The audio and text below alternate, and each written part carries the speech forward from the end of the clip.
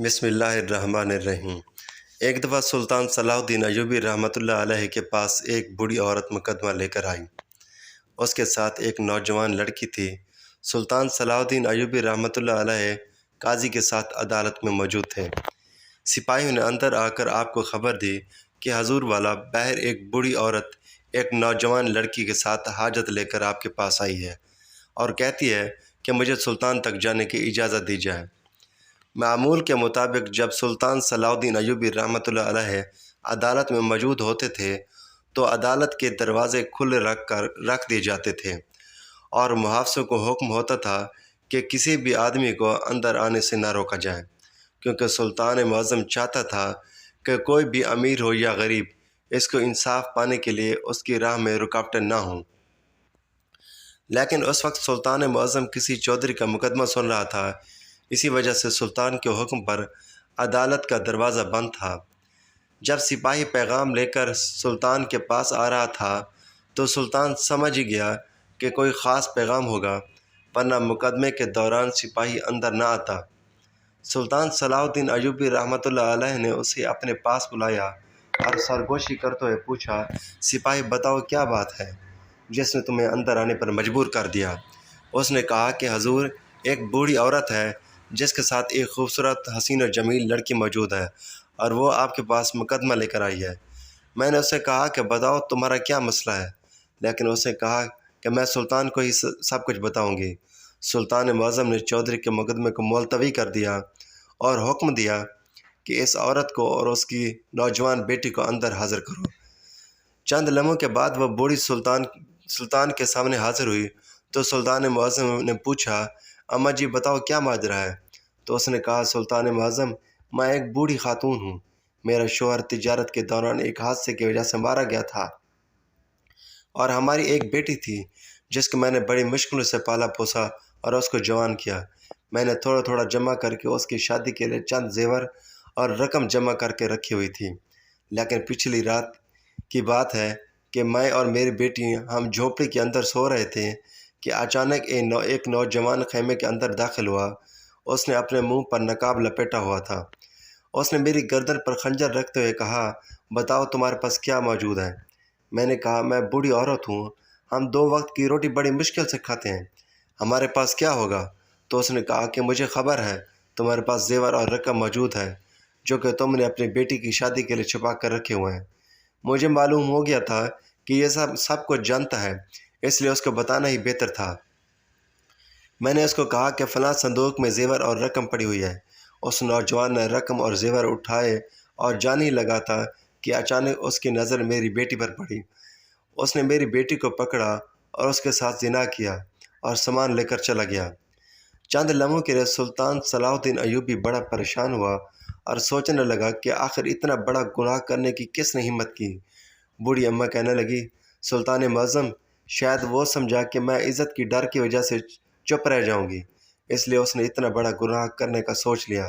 وہ سن کر سلطان نے بوڑھی ماں سے کہا کہ آپ نے بالکل صحیح کیا کہ اپنا مقدمہ لے کر میرے پاس آئیں۔ میں آپ کو یقین دلاتا ہوں کہ چند ہی دنوں میں وہ میری پکڑ میں ہوگا۔ اگر تو میرے پاس نہ آتی تو مجھے یقین تھا کہ وہ آنے والے وقت میں بہت ساری لڑکیوں کے ساتھ زیادتی کرتا۔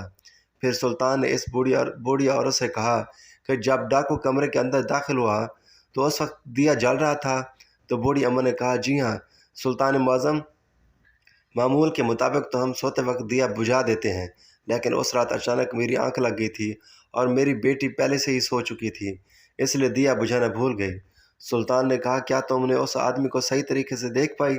بوڑھی اماں نے کہا، نہیں سلطان معظم، اس نے اپنا چہرہ مکمل طور پر نقاب سے ڈھانپا ہوا تھا۔ سلطان نے کہا، اماں جی، کیا کوئی خاص نشانی یا کوئی ایسی خاص بات جو تمہیں اس نوجوان میں نظر آئی ہو؟ یہ سن کر بوڑھی اماں تھوڑی دیر کے لیے خاموش ہو گئی اور کہا، سلطان معظم، ہاں ایک نشانی جو میں نے اس کے ہاتھ کے اوپر دیکھی تھی، کیونکہ جب وہ دیا بجھا رہا تھا تو اس نے اپنے ہاتھ دیے کے قریب لے گیا تو وہی نشانی مجھے دکھائی دی۔ اس کے علاوہ اس نوجوان کے بارے میں کچھ نہیں جانتی۔ سلطان صلاح الدین ایوبی نے بوڑھی اماں کو کہا کہ کل آپ مجھے آ کر ملنا، اس بارے میں تم سے اکیلے میں بات کروں گا، پھر اس مقدمے کو حل کروں گا۔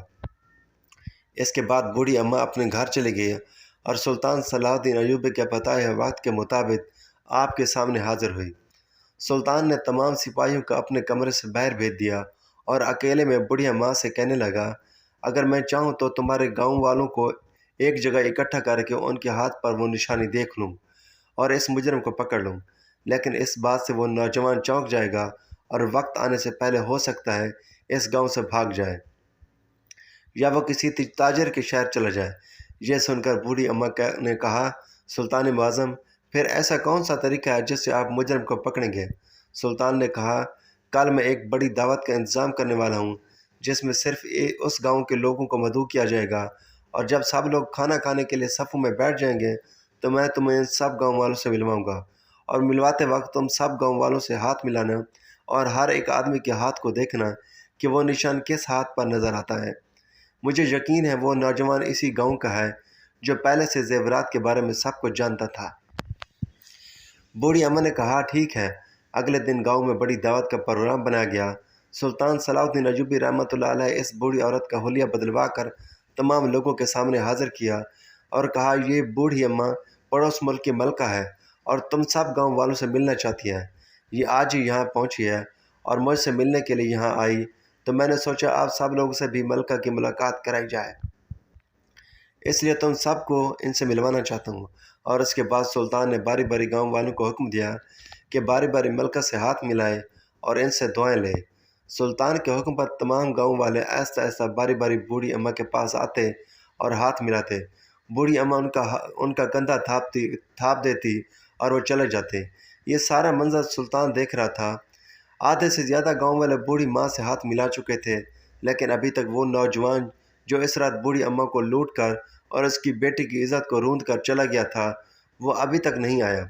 تھوڑی ہی دیر گزری کہ بوڑھی اماں نے ایک نوجوان کو کندھا تھپتھپانے کی بجائے اس کے چہرے پر تھپڑ رسید کرتے ہوئے کہا، سلطان معظم، یہی میرا مجرم ہے، اور اس کے ہاتھ پر بالکل وہی نشان ہے۔ اس کے بعد سلطان صلاح الدین ایوبی رحمۃ اللہ علیہ نے اس نوجوان سے تفصیلی پوچھا اور کہا، بتاؤ اے نوجوان، تم نے یہ چوری کیوں کی اور بوڑھی کی بیٹی کی عزت کیوں لوٹی؟ تو اس نے کہا، سلطان معظم، میرے 2 چھوٹے چھوٹے بچے ہیں اور جتنی میں دیہاڑی میں کماتا ہوں اس سے میرا گھر کا نظام نہیں چل رہا۔ ایک دن میں بڑھیا کی جھونپڑی کے پاس سے گزرا تو یہ اپنی بیٹی سے ان زیورات کے بارے میں بات کر رہی تھی، اس لیے میں نے رات کو آ کر بوڑھی اماں سے وہ سونا چھین کر بھاگ گیا، لیکن جیسے ہی پلٹنے لگا تو پھر مجھے خیال آیا جب ایک گناہ کر لیا تو پھر دوسرا گناہ کرنے میں کیا حرج ہے، اس لیے میں واپس مڑا اور اس نوجوان حسین اور جمیل لڑکی کے ساتھ زنا کر کے واپس چلا گیا۔ میں خوش تھا کہ مجھے کوئی نہیں پہچانے گا کیونکہ میں نے اپنا چہرہ چھپایا ہوا تھا۔ یہ سن کر سلطان صلاح الدین ایوبی نے کہا، گناہ گار تو چھپ سکتا ہے لیکن گناہ کبھی نہیں چھپتا، اور وہی گناہ گار کو ایک نہ ایک دن ضرور پکڑواتا ہے۔ اس لیے آج تیرے گناہ نے تمہیں پکڑوا دیا اور تمہیں سزائے موت کے علاوہ کوئی سزا نہیں ملے گی۔